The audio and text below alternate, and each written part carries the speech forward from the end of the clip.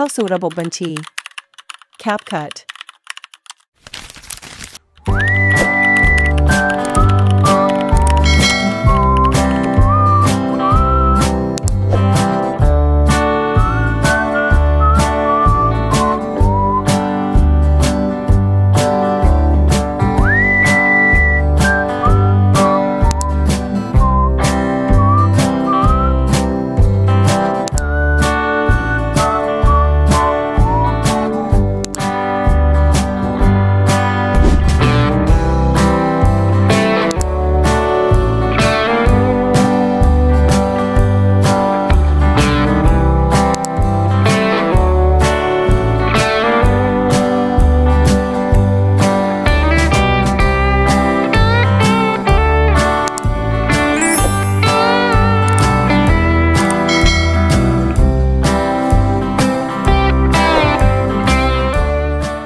ก็หวังว่าคลิปนี้จะเป็นประโยชน์